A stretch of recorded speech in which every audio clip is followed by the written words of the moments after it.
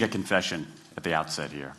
A little over 20 years ago, I did something that I regret, something that I'm not particularly proud of, something that in many ways I wish no one would ever know, but that here I feel kind of obliged to reveal.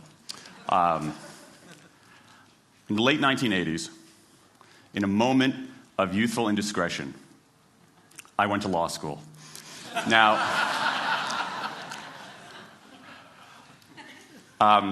in America, law is a professional degree. You get your university degree, then you go on to law school. And when I got to law school, I didn't do very well. To put it mildly, I didn't do very well. I, in fact, graduated in the part of my law school class that made the top 90% possible. Thank you. I never practiced law a day in my life. I pretty much wasn't allowed to.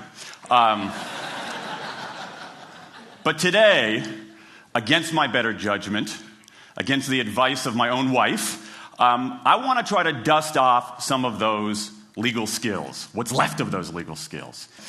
I don't want to tell you a story. I want to make a case. I want to make a hard-headed, evidence-based, dare I say lawyerly case for rethinking how we run our businesses.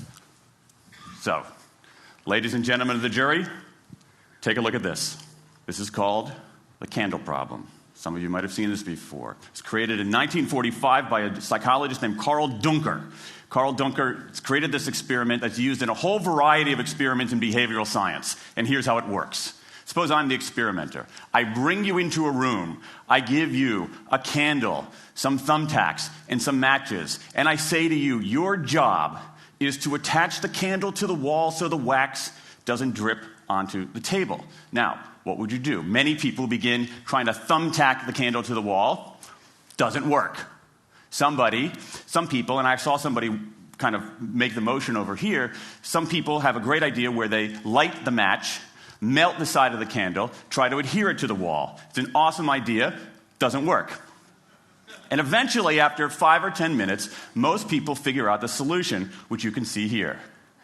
The key is to overcome what's called functional fixedness. You look at that box and you see it only as a receptacle for the tacks, but it can also have this other function as a platform for the candle. The candle problem. Now, I want to tell you about an experiment using the candle problem done by a scientist named Sam Glucksberg, who's now at Princeton University in the US. This shows the power of incentives. Here's what he did. He gathered his participants and he said, I'm going to time you how quickly you can solve this problem. To one group, he said, I'm going to time you to establish norms, averages, for how long it typically takes someone to solve this sort of problem. To the second group, he offered rewards. He said, if you're in the top 25% of the fastest times, you get $5. If you're the fastest of everyone we're testing here today, you get $20. Okay, now this is several years ago, adjusted for inflation. It's a decent sum of money for a few minutes of work. Okay, it's a nice motivator. Question, how much faster did this group solve the problem? Answer, it took them on average 3.5 minutes longer. 3.5 minutes longer. Now this makes no sense, right? I mean, I'm an American. I believe in free markets. That's not how it's supposed to work, right? If you want people to perform better, you reward them, right? Bonuses, commissions, their own reality show, incentivize them. That's how business works. But that's not happening here. You've got an incentive designed to sharpen thinking and accelerate creativity, and it does just the opposite. It dulls thinking and blocks creativity. And what's interesting about this experiment is that it's not an aberration. This has been replicated over and over and over again for nearly 40 years. These contingent motivators. If you do this, then you get that. Work in some circumstances, but for a lot of tasks, they actually either don't work or often they do harm. This is one of the most robust findings in social science and also one of the most ignored. I've spent the last couple of years looking at the science of human motivation, particularly the dynamics of extrinsic motivators and intrinsic motivators. And I'm telling you, it's not even close. If you look at the science, there is a mismatch between what science knows and what business does. And what's alarming here is that our business operating system, think of the set of assumptions and protocols beneath our businesses, how we motivate people, how we apply our human resources. It's built entirely around these extrinsic motivators, around carrots and sticks. That's actually fine for many kinds of 20th century tasks. But for 21st century tasks, that mechanistic reward and punishment approach doesn't work, often doesn't work, and often does harm. Let me show you what I mean. So Glucksberg did another experiment similar to this, where he presented the problem in a slightly different way, like this up here. Okay? Attach the candle to the wall so the wax doesn't drip onto the table. Same deal. You were timing for norms. You were incentivizing. What happened this time? This time, the incentivized group kicked the other group's butt. Why? Because when the tacks are out of the box, it's pretty easy, isn't it? If-then rewards work really well for those sorts of tasks, where there's a simple set of rules and a clear destination to go to. Rewards, by their very nature, narrow our focus, concentrate the mind. That's why they work in so many cases. And so for tasks like this, a narrowed focus where you just see the goal right there, zoom straight ahead to it, they work really well. But for the real candle problem, you don't want to be looking like this. The solution's not over here. The solution's on the periphery. You want to be looking around. That reward actually narrows our focus and restricts our possibility. Let me tell you why this is so important. In Western Europe, in many parts of Asia, in North America, in Australia, white-collar workers are doing less of this kind of work and more of this kind of work. That routine, rule-based, left-brain work, certain kinds of accounting, certain kinds of financial analysis, certain kinds of computer programming, has become fairly easy to outsource, fairly easy to automate. Software can do it faster. Low-cost providers around the world can do it cheaper. So what really matters are the more right-brain, creative, conceptual kinds of abilities. Think about your own work. Think about your own work. Are the problems that you face, or even the problems we've been talking about here, are those kinds of problems, do they have a clear set of rules and a single solution? No. The rules are mystifying. The solution, if it exists at all, is surprising and non-obvious. Everybody in this room is dealing with their own version of the candle problem. And for candle problems of any kind, in any field, those if-then rewards, the things around which we've built so many of our businesses, don't work. Now, it makes me crazy. And this is not, here's the thing, this is not a feeling. Okay? I'm a lawyer. I don't believe in feelings. This is not a philosophy. I'm an American. I don't believe in philosophy. This is a fact. Or as we say in my hometown of Washington, D.C., a true fact. Let me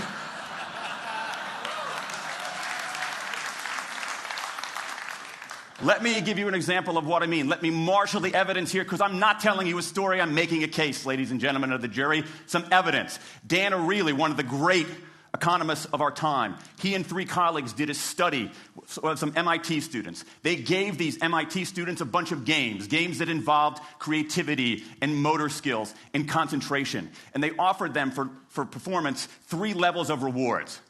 Small reward, medium reward, large reward. Okay? Do really well, you get the large reward, on down. What happened? As long as the task involved only mechanical skill, bonuses worked as they would be expected. The higher the pay, the better the performance. Okay? But once the task called for even rudimentary cognitive skill, a larger reward led to poorer performance.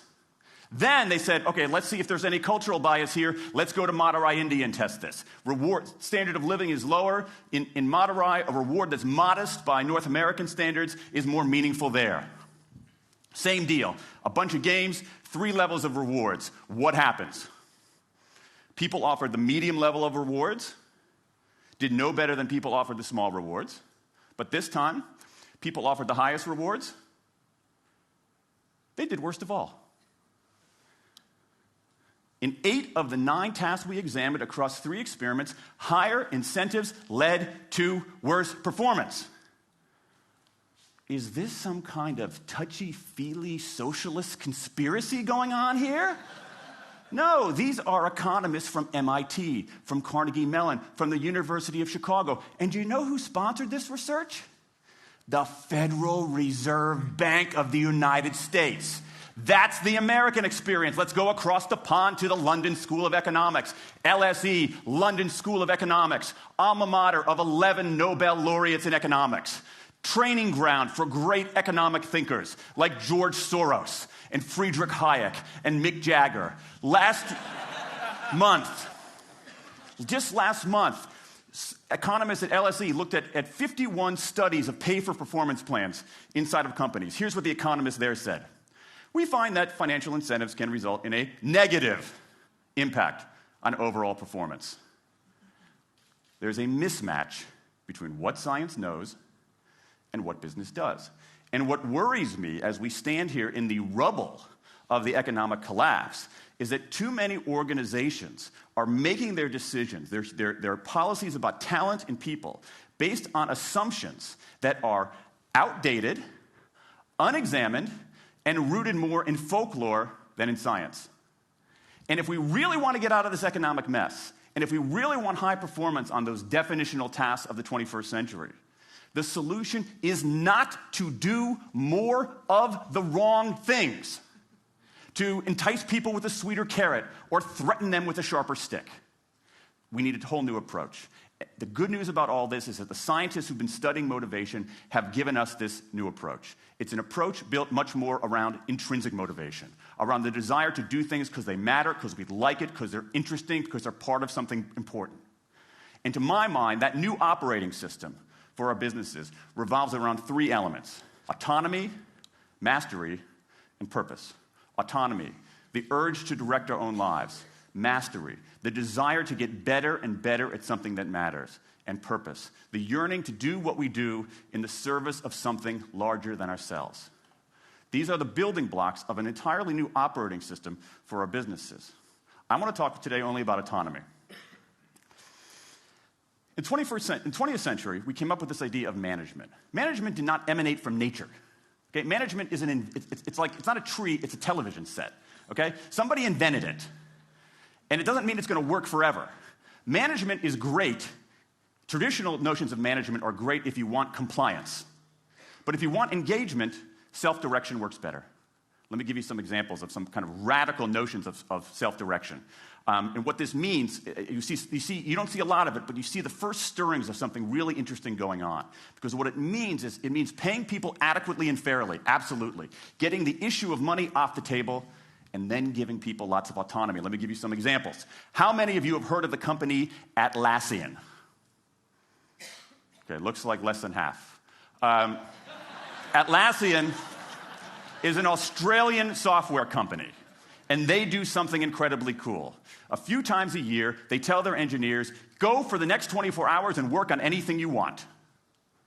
As long as it's not part of your regular job. Work on anything you want. So the engineers use this time to come up with a cool patch of code, to come up with an elegant hack. Then they present all of these stuff that they've developed to their teammates, to the rest of the company, in this wild and woolly all-hands meeting at the end of the day.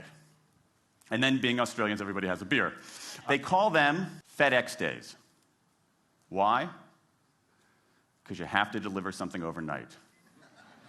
It's not bad. It's a huge trademark violation, but it's pretty clever. That one day of intense autonomy has produced a whole array of software fixes that might never have existed. And it's worked so well that Atlassian has taken it to the next level with 20% time, done famously at Google, where engineers can spend 20% of their time working on anything they want. They have autonomy over their time, their task, their team, their technique. Okay? Radical amounts of autonomy. And at Google, as many of you know, about half of the new products in a typical year are birthed during that 20% time. Things like Gmail, Orchid, Google News. Let me give you an even more radical example of it. Something called the results-only work environment, the ROW, created by 2 American consultants in place at about a dozen companies around North America. In a ROW, people don't have schedules.